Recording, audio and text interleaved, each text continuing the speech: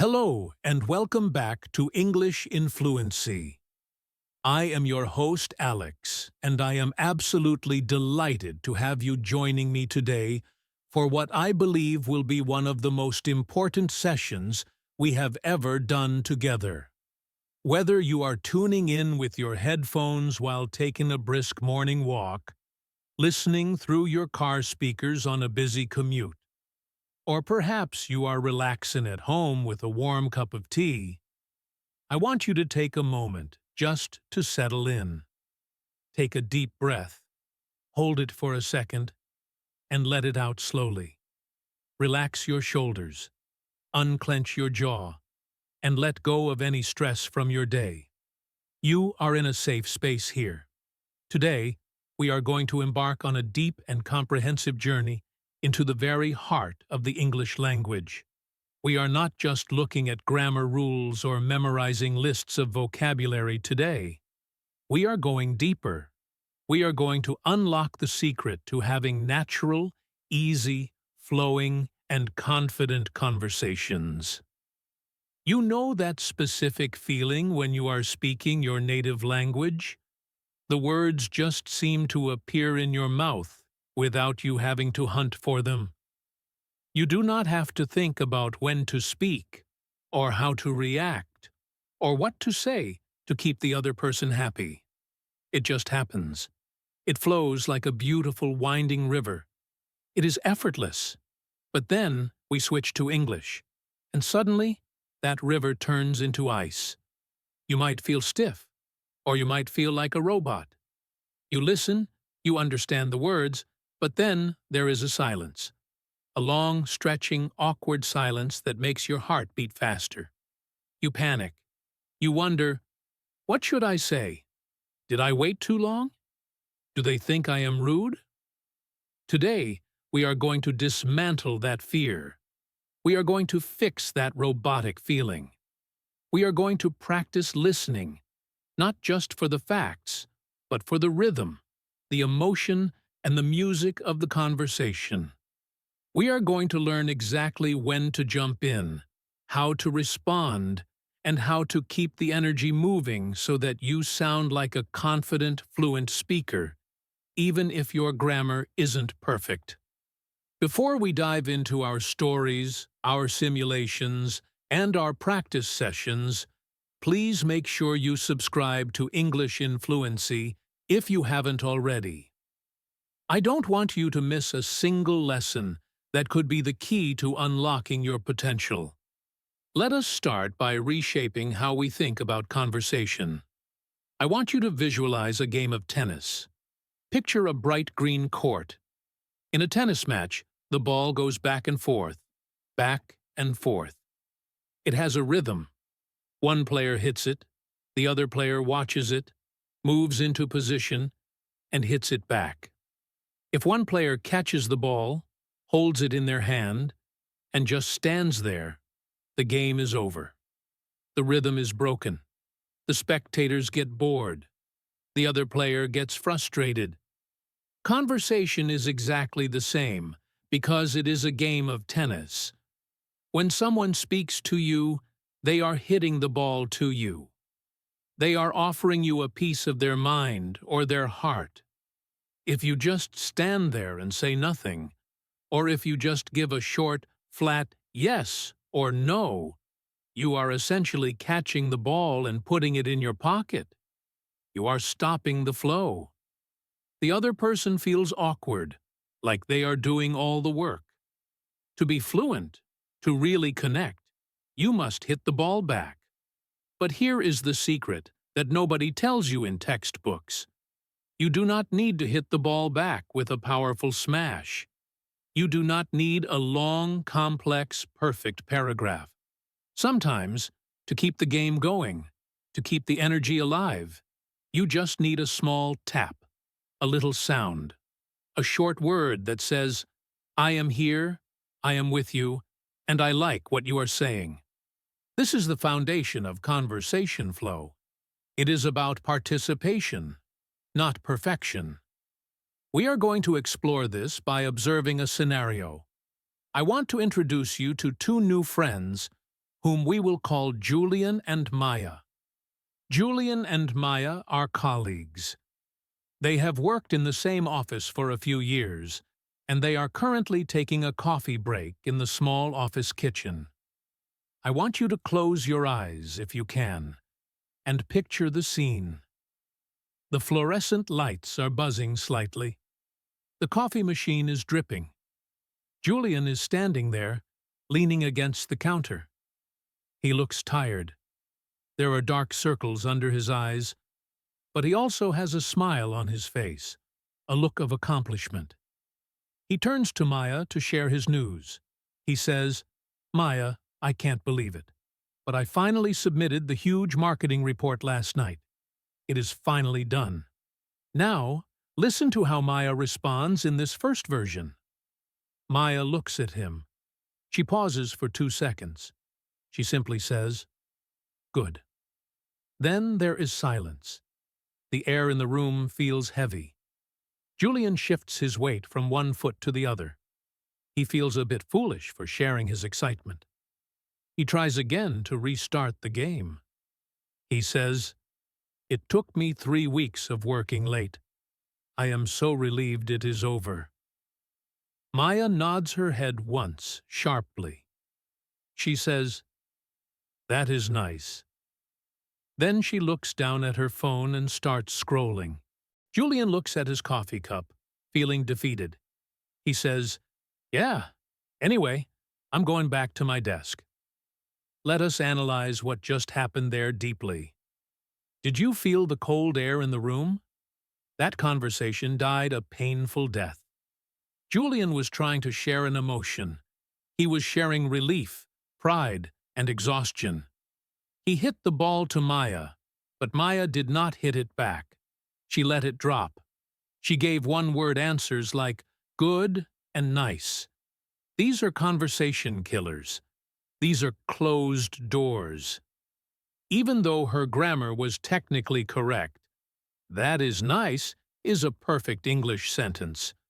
Her conversation flow was at a beginner level because she did not know how to support the speaker. Julian left because he felt like Maya did not care. But the tragedy is, maybe Maya did care. Maybe she was happy for him. But perhaps she just didn't know how to show it in English without thinking too hard. So she said the safest, shortest thing. So, how do we fix this? How do we turn Maya into a master conversationalist? We fix this with something called active listening signals. These are the small words, sounds, and short phrases that you make while the other person is speaking, or immediately after they finish a thought. You do not wait for a long silence. You do this during the interaction. It tells the speaker, "Keep going, I am interested."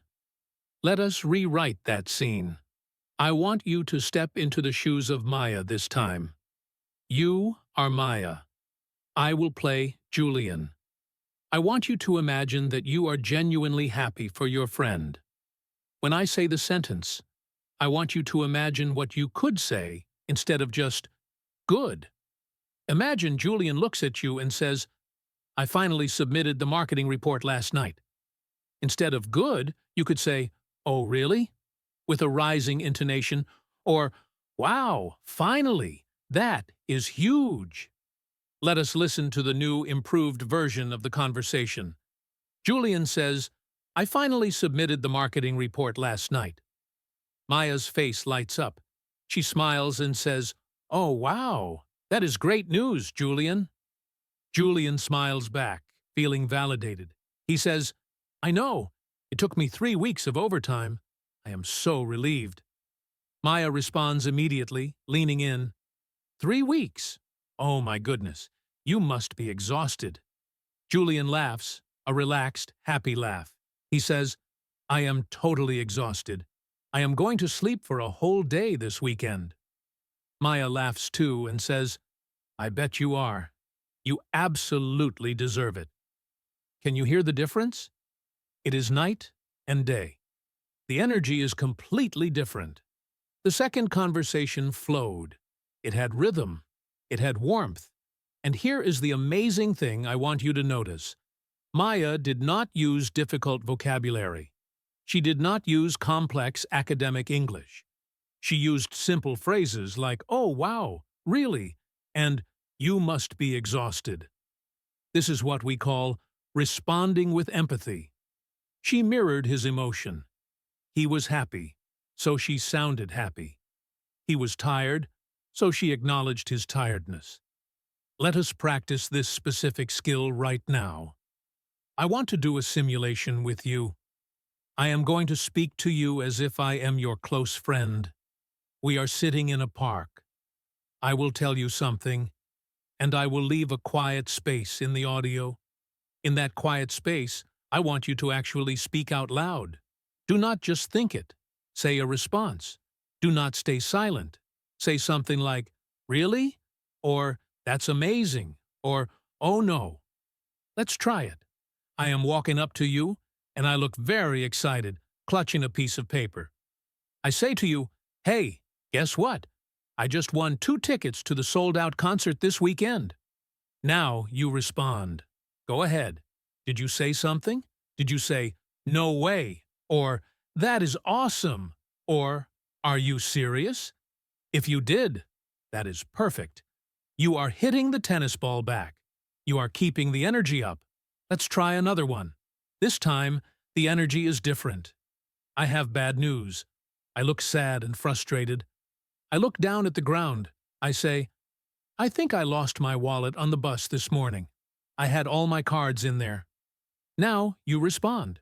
Go ahead. In this situation, you should use a lower, softer voice. You might say, "Oh no," or "That is terrible," or "Did you call the bus company?"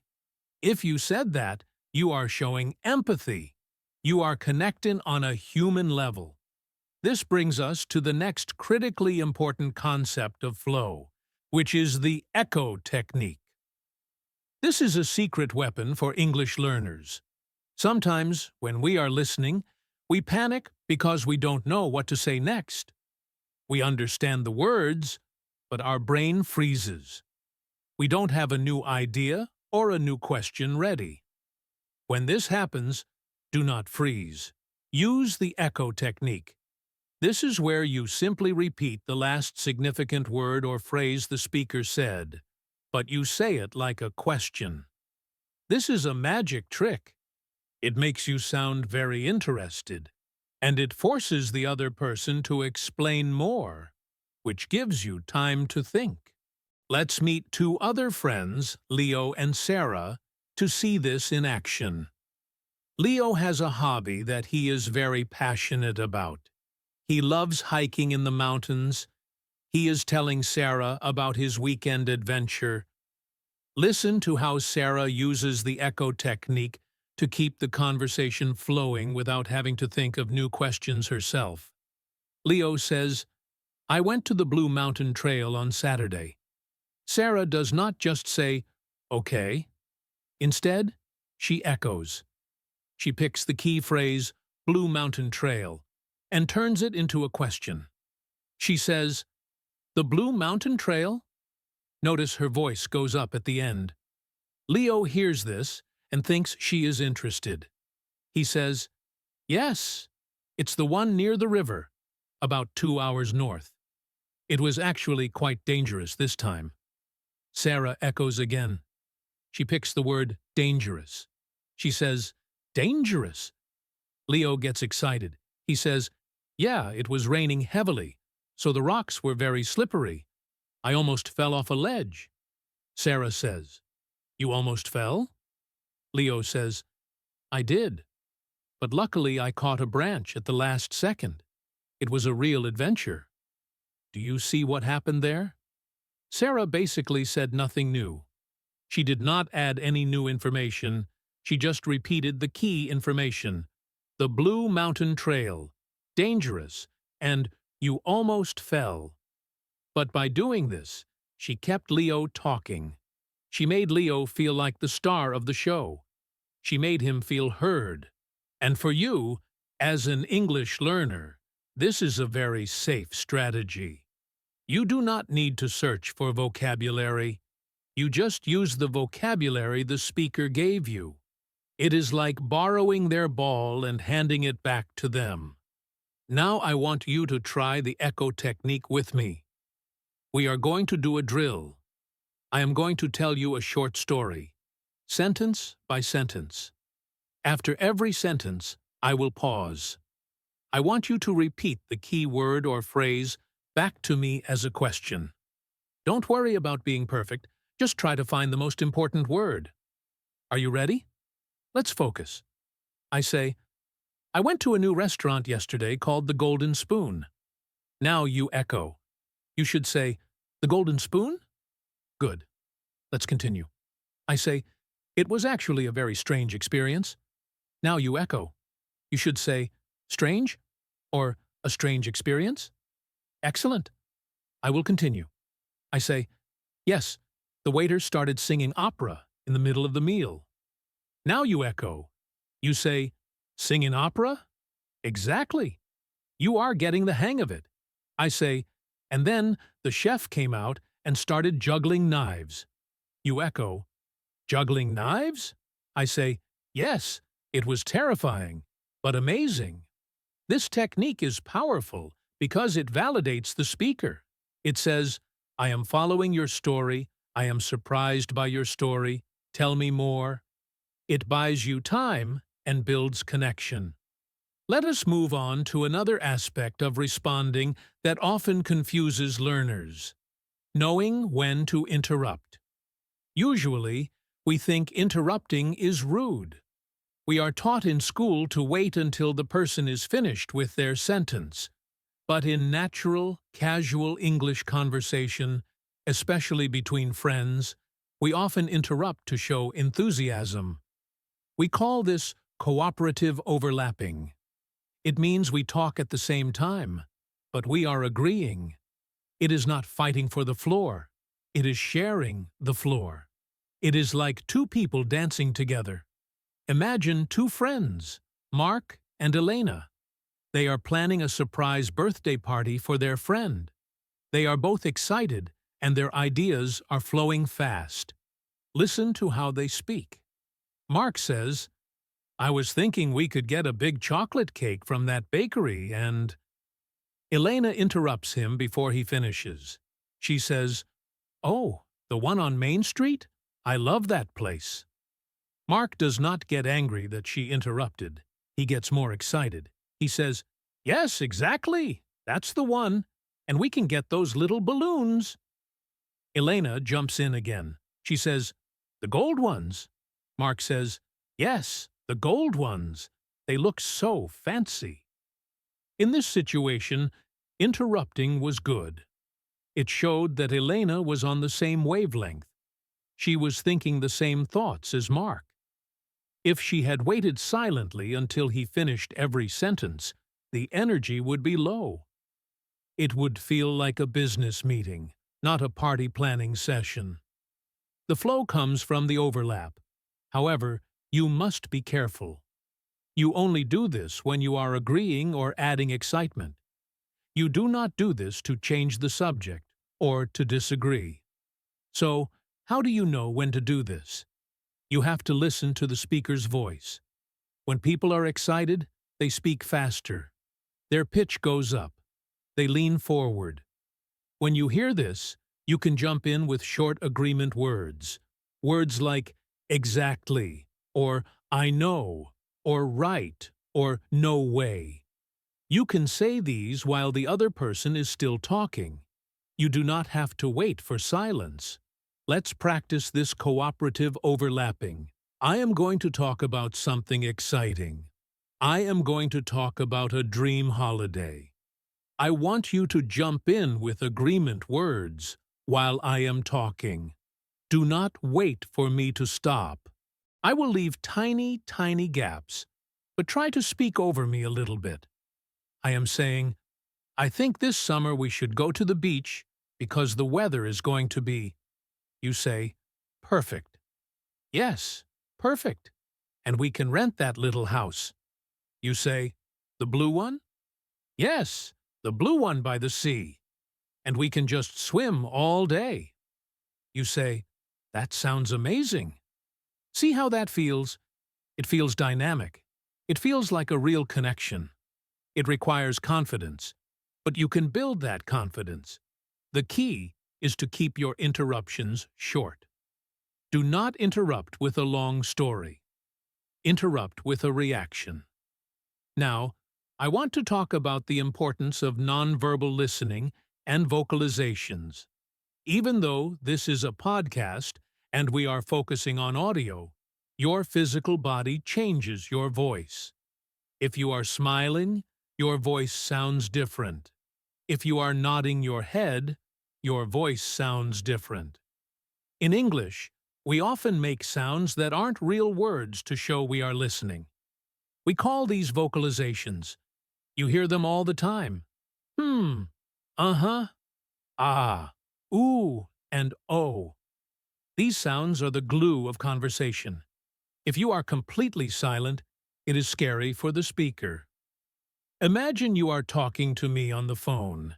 If I don't make any sound for 2 minutes, you will stop and ask, "Alex, are you still there? Did the call drop?" You need to hear those little sounds to know the connection is alive. Let's break down the meaning of these sounds because they are a language of their own. The sound "uh-huh" usually means, "Yes, I understand, continue." It is a green light. You usually say it while nodding. The sound usually means, "I am thinking about what you said," or "That is interesting." It is often used for complex topics. The sound aw usually means, "That is sweet," or "That is sad." It is for soft emotions. The sound oh usually means, "I am surprised." Let's try a drill with these sounds. I will say a sentence, and I want you to make the right sound immediately. Scenario 1. I say, "I baked fresh cookies for everyone in the office this morning." What sound do you make? You should make a happy, appreciative sound. Maybe or ooh, try it. Scenario 2. I say, "But then, as I was walking in, I tripped and dropped the whole plate on the floor." What sound do you make? You should make a sad sound. "Oh no," or "aw." Try it. Scenario 3. I say, "But I managed to save half of them because they fell on the table." What sound do you make? You should sound relieved. "Ah," or "phew." Try it. Scenario 4. I say, "And guess who ate the ones on the floor?" "My dog." What sound do you make? You should laugh or make a sound of realization. "Ha," or "oh." By using these sounds, you are participating in the conversation without having to construct full sentences. This is perfect for B1 learners because it takes the pressure off. You can be a great conversationalist just by using these sounds effectively. It makes people want to talk to you because you make them feel good. You are an active audience. We have talked about reacting, echoing, overlapping, and making sounds. Now I want to put it all together into a bigger story. We are going to follow a character named Daniel. Daniel is moving to a new city. He is stressed and tired. He is talking to his new neighbor, Lisa, for the first time. I want you to listen to the whole conversation. I will read both parts. I want you to pay attention to how Lisa keeps the conversation flowing, using all the techniques we discussed. She is the master of flow here. Daniel is standing by his moving truck. He looks a bit confused, holding a box. Lisa is walking her dog nearby. Lisa says, "Hi there, moving in." Daniel says, "Hi, yes, just arrived. It's a lot of work." Lisa says, "Oh, tell me about it. Moving is the worst. I'm Lisa, by the way." Daniel says, "I'm Daniel. Nice to meet you. I'm actually not sure where to park this truck. The street is so narrow." Lisa says, "It is narrow, isn't it? You might want to try the alley around the back." Daniel says, "The alley? Is it big enough?" Lisa says, "Barely." But my husband parked his van there last week. It should be fine. Daniel says, "Oh, that's good to know. I was worried I'd have to park 3 blocks away." Lisa says, "3 blocks? Oh, no, don't do that. You'd be carrying boxes all day." Daniel says, "Exactly. And I have this heavy piano." Lisa interrupts, "A piano? You play?" Daniel says, "Yes, I'm a music teacher, actually." Lisa says, "That is wonderful. The neighborhood needs more music.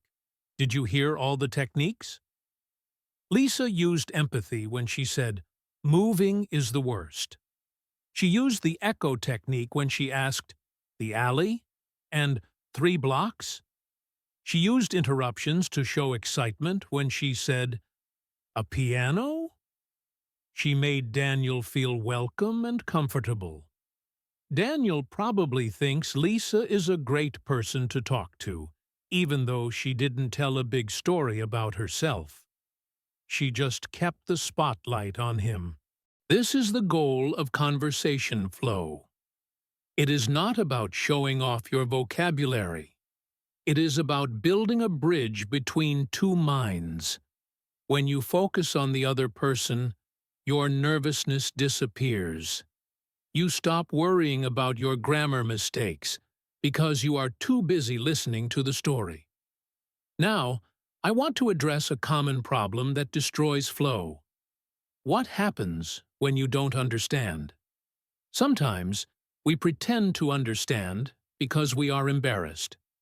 We just nod and say, "Yes, yes." But then the person asks a question based on what they just said, and we are stuck. This breaks the flow completely. It creates a moment of distrust. It is much better to repair the flow immediately. If you don't understand, you have to stop the person. But you must do it politely. You can use phrases like, "Sorry, I didn't catch that," or "Could you say that again?" or "Wait, you went where?" Let's practice this repair strategy. I am going to tell you a sentence very fast and with some mumbling. I want you to practice stopping me. I say, "So yesterday I went down to the mumble and bought a car." Now you should say, "Sorry, you went where?" Let's try it. I say, "And then the mumble exploded." You say, "Wait, what exploded?" Doing this shows you are listening. It is better to ask than to be lost. It keeps the conversation honest and keeps you in the game. We have covered a lot of ground in this first section of our deep dive. We have learned that conversation is a game of catch. We have learned to avoid the one-word trap. We have practiced emotional reactions, the echo technique, cooperative overlapping, and active listening sounds. These are the tools in your toolbox. You don't have to use them all at once. Just pick one and try to use it today. Now, we are going to shift gears. We are going to switch sides of the court. We are going to focus on you as the speaker. How do you hold the ball? How do you serve? How do you tell a story that keeps the other person interested? And most importantly, how do you handle those tricky moments when you want to change the topic or disagree with someone? Let's start with a concept I call the open door. When you are speaking, your job is not just to give information. Your job is to leave the door open for the other person to walk through. Many B1 learners make the mistake of answering a question with a closed-door answer.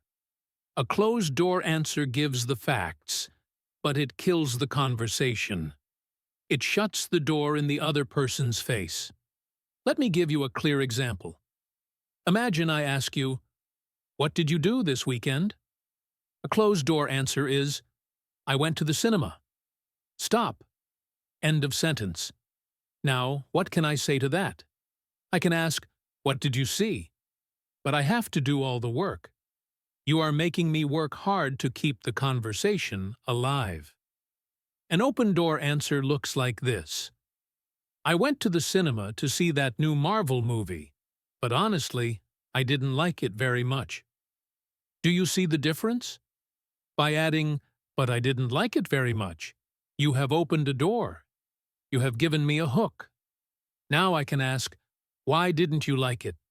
Or I can say, really? I heard it was good. You gave me something to grab onto. Let's practice turning closed doors into open doors. I am going to give you a boring, short sentence. I want you to imagine how to add a little extra information, a feeling, or an opinion to make it an open door. Sentence 1. I have a sister. This is a fact, but it is boring. How can we open the door? Maybe you can say, I have a sister, but we are completely different. Now, I want to know how you are different. The conversation continues. Sentence 2. I work in a bank. Closed door. Let's open it. Try saying, I work in a bank, which is stressful, but the people are nice. Now I can ask about the stress, or I can ask about the people. This is the secret to flow when you are speaking. You must always give a little bit more than what was asked. We call this the +1 strategy. Answer the question, +1 detail. Answer the question, +1 feeling. Answer the question, +1 opinion. Let's meet 2 new characters to see this in action. Let's meet Tom and Jenny. They are standing at a bus stop. It is raining. They don't know each other very well, so the conversation is fragile. It could break easily. Let's see how Jenny uses the +1 strategy to keep it going. Tom says, the bus is late today. Jenny could just say, yes, but she doesn't. She uses +1. Jenny says, yes, it is. I hope it comes soon because I have a meeting in 20 minutes. Tom says, oh, a meeting? Is it an important one? Jenny says, it is. I have to present a new project to my boss. I'm a bit nervous, actually. Tom says, I'm sure you will do great. I hate presentations, too. I always forget my words. Look at how easy that was. Because Jenny shared that she had a meeting, the +1, Tom could ask about it. Because she shared she was nervous, the +1, Tom could relate and share that he hates presentations, too. They built a connection in 3 sentences just by opening the door. Now, let's talk about transitioning. Sometimes a topic dies. You have talked about the weather, you have talked about the bus, and now, silence. You have exhausted the subject. You need to build a bridge to a new topic. You cannot just randomly say, I like pizza. That is too abrupt. It sounds crazy. You need bridge phrases. Some great bridge phrases for B1 learners are, speaking of, that reminds me of, by the way. Before I forget. Let's look at speaking of.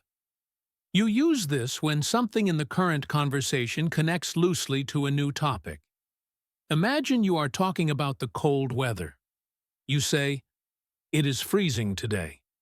The other person says, I know, I wish it was summer. Now, you want to talk about your summer holiday plans. You can bridge this. You say, speaking of summer, have you booked your holiday yet? That is a smooth transition. It feels natural. Let's try, that reminds me. You use this when a word triggers a memory. Imagine you are talking about food. The other person says, I had a great pasta dish yesterday. You want to talk about your Italian friend. You say, pasta?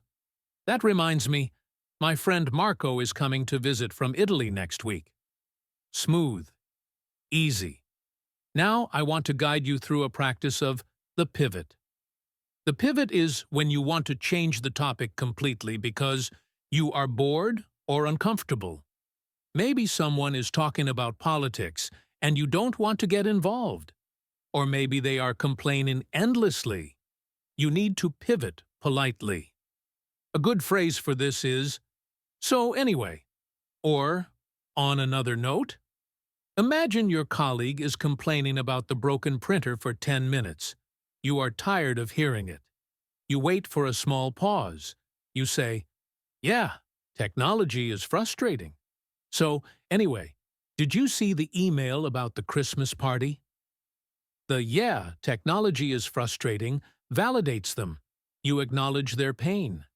The "so anyway" signals the change. The question about the party moves the train to a new track. Let's practice with a simulation. I am going to complain to you about the traffic. I want you to validate me and then pivot to asking me about my weekend. I say, "The traffic was absolute nightmare this morning. I was stuck for 40 minutes. I hate driving in this city. It makes me so angry." Now you. First, agree. Say, "That sounds terrible." Now, pivot. Say, "So, anyway." Now, ask about the weekend. Say, "Do you have any plans for Saturday?" Put it together. "That sounds terrible." So, anyway, do you have any plans for Saturday? If you can do this, you control the conversation. You are the captain of the ship. Now, let's move to a slightly harder topic. Disagreeing politely. In many cultures, disagreeing is seen as rude. But in English-speaking cultures, especially in the UK and USA, lively debate is often enjoyed if you do it politely. The key is to never say, "You are wrong." That is too strong. That is a slap in the face. Instead, we use softeners.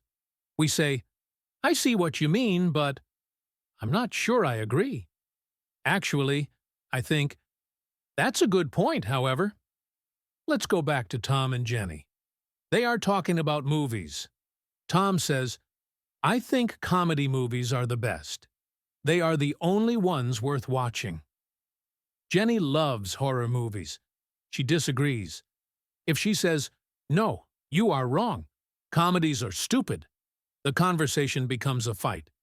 Instead, Jenny says, "I see why you like them. They are relaxing. But personally, I prefer horror movies. I like the excitement." Tom says, "Horror? Really? I get too scared." Jenny says, "That's the fun part. Don't you like being scared?" Notice the structure. Validation, "I see why you like them," plus contrast word, "but," plus your opinion, "I prefer." This is the sandwich method of disagreement. Top bread is validation. Meat is the disagreement. Bottom bread is an explanation or question. Let's practice the sandwich method. I am going to state an opinion. I want you to disagree with me politely. I say, "I think English grammar is the most important part of learning the language. You should only study grammar books." Now you disagree. You think listening is more important. Step 1. Top bread. Say, "That is an interesting point." Step 2. The meat. Say, "But I'm not sure I agree completely." Step 3. Bottom bread. Say, "I think listening is actually more useful for real communication." Try to say the whole thing. "That is an interesting point, but I'm not sure I agree completely. I think listening is actually more useful for real communication." See? You disagreed, but we are still friends. You sounded intelligent and nuanced. Now, I want to talk about fillers. We talked about sounds like and being bad if you use them too much. But there are good fillers. Native speakers use words to buy time while they think. Using these English fillers makes you sound very fluent. Words like, "well, you know, I mean, let me see. How can I put this?" If I ask you a difficult question, don't stay silent. Use a filler. Question: What is the biggest problem in your country? Silence is scary. Instead, say, "Well, that is a difficult question. Let me see. I suppose." These words are like waiting music on a telephone. They tell the listener, I am thinking, please wait. I am not finished. You know is used to check if the other person is following. It was really cold, you know? I mean, is used to correct yourself or explain better. It was good. I mean, it wasn't great, but it was okay. Let's listen to a monologue. I am going to act as a character named Sam. Sam is telling a story about losing his keys. Listen to how many fillers I use. I want you to count them. So, yesterday, I was walking home and, I was really tired. I got to my front door and reached into my pocket. And, well, my keys weren't there. I was like, oh no. I checked my bag, my coat, everything. Basically, I was locked out. So, let me see. What did I do? I had to call my brother. Did you hear them? Well, basically, let me see. If I remove them, it sounds like this. Yesterday I was walking home and I was tired. I got to my front door and reached into my pocket. My keys weren't there. I checked my bag, my coat, everything. I was locked out. I had to call my brother. The second version is clear, but it sounds like a police report. The first version sounds like a friend talking to a friend. The fillers add rhythm. They add humanity. Start using well at the beginning of your sentences. How are you? Well, I'm okay. What do you think? Well, I think. It is a small change, but it makes a big difference. We have covered open doors, transitions, polite disagreement, and fillers. Now let's combine these into a long turn practice. A long turn is when you speak for about 1 minute without stopping. This is hard for B1 learners. You usually run out of things to say. To keep going, you need to use the WH strategy. Who, what, where, when, why, and how. If you are telling a story and you get stuck, ask yourself one of these questions and answer it. Story. I bought a new bicycle. Stuck. Ask why. I bought it because I want to get fit. Stuck. Ask where. I bought it at the shop downtown. Stuck. Ask who. The salesman was really helpful. Stuck. Ask how. It rides really smoothly. Let's practice expanding a story. The seed sentence is, I adopted a dog. I want you to expand this using WH questions. Why? Because I was lonely/wanted a friend. What kind? A golden retriever/a small terrier. When? Last Saturday. Name? I called him Max. Feelings? I am so happy. Put it all together. I adopted a dog last Saturday because I wanted a friend. He is a small terrier, and I called him Max. The salesman at the shelter was nice. I am so happy with him. This is how you build a paragraph. You don't need complex grammar. You just need to answer the simple questions in your own head. I want to do a final scenario for this section. We are going to a dinner party.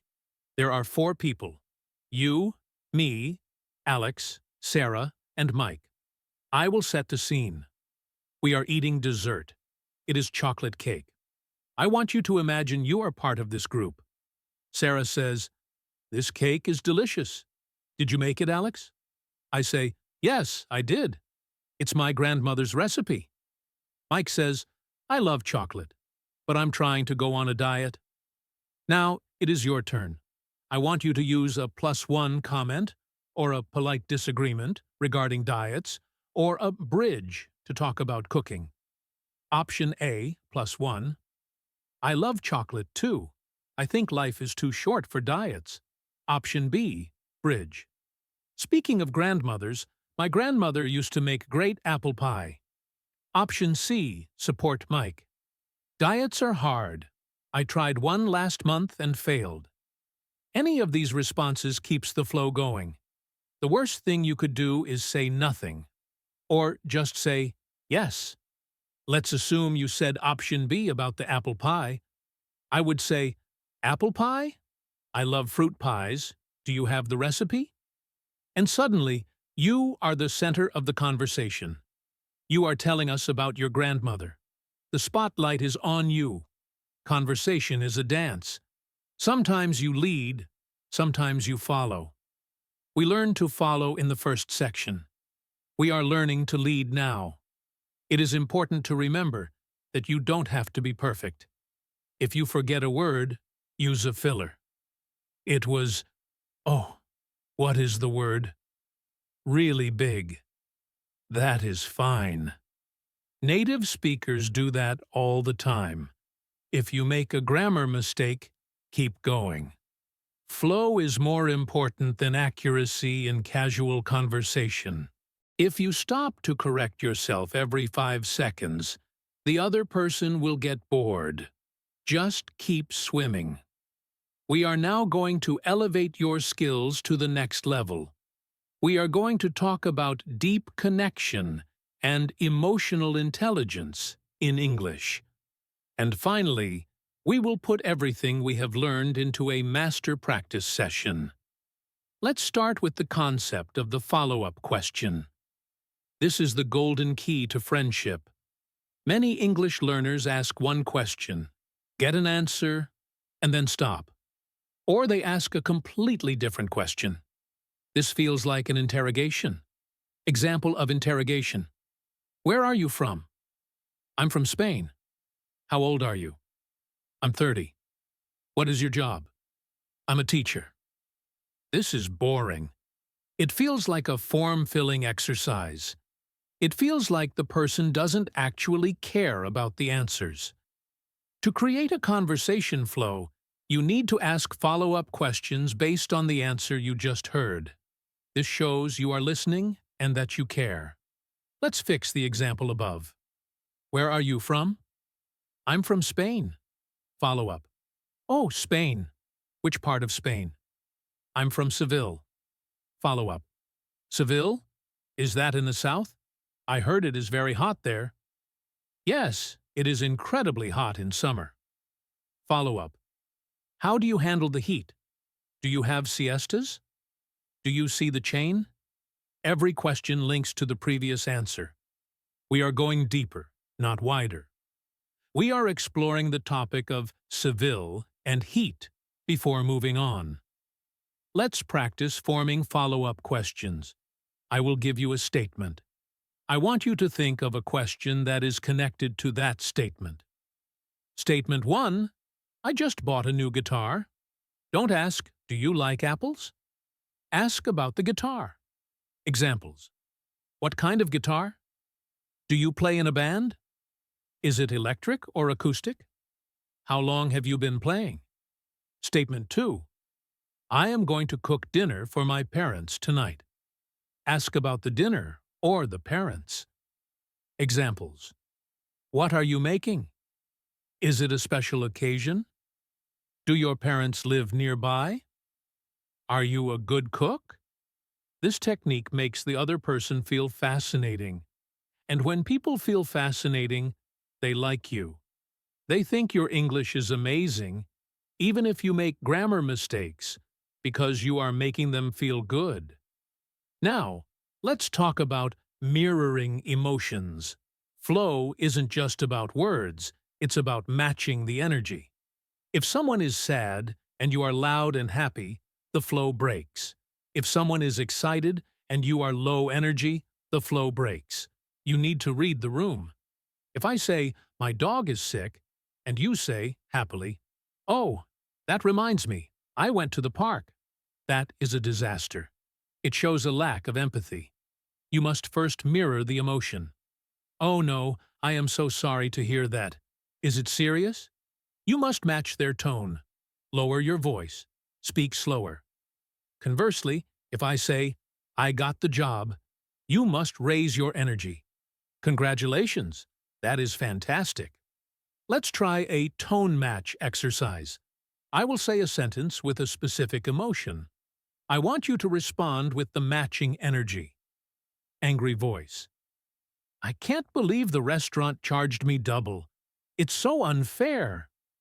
Your response should be indignant/supportive. What? That is ridiculous. Did you complain? Whispering secretive. Hey, don't tell anyone, but I think I'm going to quit my job. Your response should be hushed, curious. Really? Why? Do you have a new plan? Tired. I have been working for 12 hours straight. I can't keep my eyes open. Your response should be soothing/sympathetic. Oh, wow. You poor thing. You need to go to bed immediately. By matching the tone, you create a psychological bond. This is advanced communication, but it is very simple to do. Just listen to the music of their voice and play the same song. Now, I want to introduce a technique for when you completely run out of words. The paraphrase.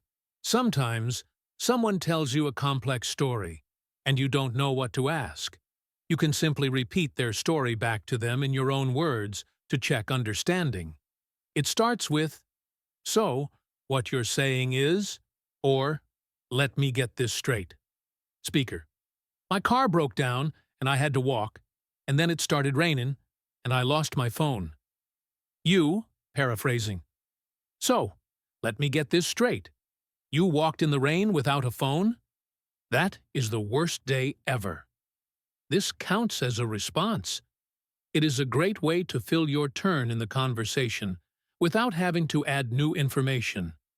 It validates the speaker and gives you a moment to breathe. Now, we are ready. We are going to put everything we have learned into a master simulation. I am going to invite you to a virtual party. I want you to imagine you are holding a drink, maybe a lemonade or a tea. There is music playing in the background. You are talking to a man named David. David is friendly but a bit shy. You need to help him keep the conversation flowing. I will read David's lines. I will leave a silence for you. In that silence, I want you to use any of the techniques we learned. Active listening sounds, really. Echo questions, he went where, +1 answers, answer plus detail. Follow-up questions, why, how. Bridge phrases, speaking of. Fillers, well, you know. Are you ready? Let's enter the party. Scene starts. You walk up to David. David. Hi, I don't think we've met. I'm David. You respond. Maybe. Hi, David. I'm name. Nice to meet you. Are you a friend of the host? David. Yes, I went to university with John. We were roommates for 3 years. You respond. Use an echo or follow-up. Maybe. Roommates. That must have been fun. What did you study? David. We studied engineering. It was actually really hard work. We spent most of our time in the library, not partying. You respond. Show empathy/interest. Maybe. That sounds intense. But it paid off, right? David. It did. I work for a big construction company now. We are building that new bridge over the river. You respond. Reaction plus question. Maybe. Oh, that bridge. It looks massive. Is it almost finished? David. Hopefully by next month. But honestly, I'm thinking of taking a break after it's done. I want to travel. You respond. Bridge topic. Maybe travel? That sounds amazing. Where do you want to go? David. I was thinking about Japan. I've always wanted to see Tokyo. You respond. +1 or connection. Maybe Japan is on my list too. I love Japanese food. David. Me too. Sushi is my favorite. Do you know any good sushi places around here? You respond. Answer plus recommendation. Maybe. Actually, yes. There is a great place called Sakura on High Street. David. Oh, I'll have to check it out. Maybe we could go there sometime. You respond. Agree politely. Maybe. That would be lovely. Scene ends. How did you do? Did you feel the flow? If you use the techniques, You probably found that the conversation moved easily from university to work, to the bridge, to travel, to Japan, to food, and finally to a future plan. That is a perfect conversation arc. If you struggled, don't worry. You can rewind this part and try again.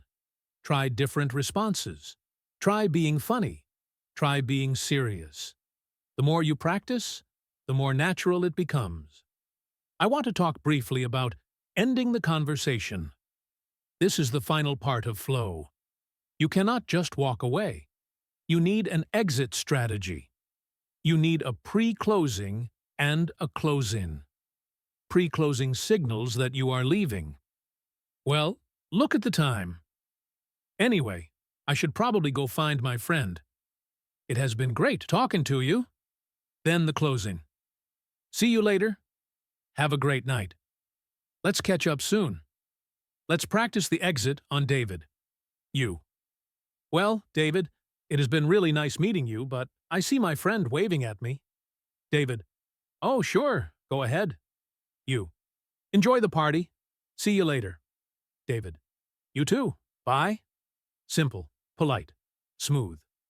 We are reaching the end of our podcast today. We have covered a massive amount of material. We learned that listening is active, not passive.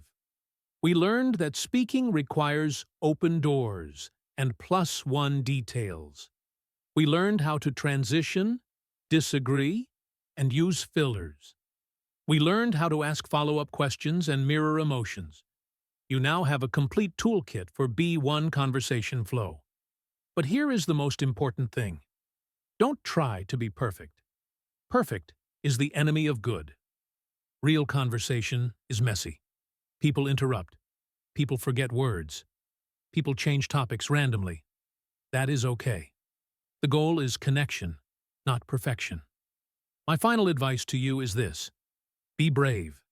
The next time you see an opportunity to speak English, take it. Don't hide. Use your uh-huhs. Use your, well, you knows. Ask that follow-up question. Even if your grammar is broken, your flow will carry you. People forgive grammar mistakes, but they love a good listener and an engaging speaker. I want to thank you from the bottom of my heart for spending this time with me. I know listening to a long script can be tiring, but you stuck with it. That shows your character. If you enjoyed this episode of English in Fluency, please share it with a friend who is also learning. Practice these dialogues together. Role-play Tom and Jenny. Role-play David and the party. Make it fun. I am Alex. It has been an absolute honor to be your host. Keep listening, keep speaking, and most importantly, keep flowing. Until next time, take care of yourselves and keep practicing. Goodbye for now.